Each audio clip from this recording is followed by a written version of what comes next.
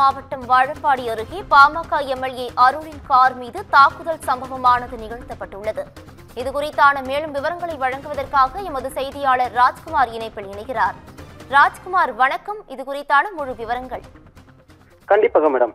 பாட்டாளி மக்கள் கட்சியை பொறுத்தவரை அக்கட்சியின் நிறுவன தலைவரான ராமதாஸுக்கும் செயல் தலைவராக இருந்த அன்புமணி ராமதாஸ் இடையே ஏற்பட்ட கருத்து வேறுபாட்டை தொடர்ந்து தமிழகம் முழுவதும் ராமதாஸ் ஆதரவாளர்கள் மற்றும் அன்புமணி ஆதரவாளர்கள் பிரிந்து செயல்பட்டு வருகிறார்கள். இந்த நிலையில பாமகவின் இணை பொதுச் செயலாளரான ராமதாஸ் அணியைச் சேர்ந்த சேலம் மேற்கு சட்டமன்ற உறுப்பினர் அருள் அவர்கள் சேலம் மாவட்டம் வாழப்பாடி அருகே உள்ள வடுகத்தம்பட்டியில நிர்வாகியின் துக்க நிகழ்விற்கு கலந்து கொண்டு மீண்டும் அவர் சேலம் திரும்பி கொண்டிருந்த போது அவருடைய கார் மற்றும் அவருடன் வந்திருந்த ஆதரவாளர்களை அன்புமணி ஆதரவாளர்கள் வழிமறித்து கற்களை கொண்டு சரமறையாக தாக்குதலில் ஈடுபட்டு இருக்கிறார்கள். இதற்கு ராமதாஸ் தரப்பில் இருந்து ராமதாஸ் அணியினரும் கட்டை உள்ளிட்ட ஆயுதங்களால் தாக்கி கொண்டதுல இரண்டு தரப்பினரிடையே நிகழ்ந்த இந்த மோதலை தடுக்க முயற்சித்தனர் காவல்துறையினர்.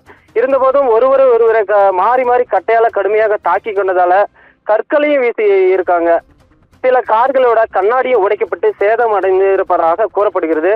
மேலும் காரில் இருந்தவர்களுக்கு காயம் ஏற்பட்டதாகவும் தகவல் அறிந்து வந்த வாழப்பாடி டிஎஸ்பி தலைமையிலான போலீசார் அப்பகுதியில் பாதுகாப்பு பணியில் ஈடுபட்டு வருகின்றனர். ராமதாஸ் மற்றும் அன்புமணி தரப்பு கட்சியினர் தாக்கி கொண்ட சம்பவம் அப்பகுதியில் பெரும் பரபரப்பை ஏற்படுத்தி வருகிறது. கூடுதல் விவரங்களுக்கு நன்றி ராஜ்குமார்.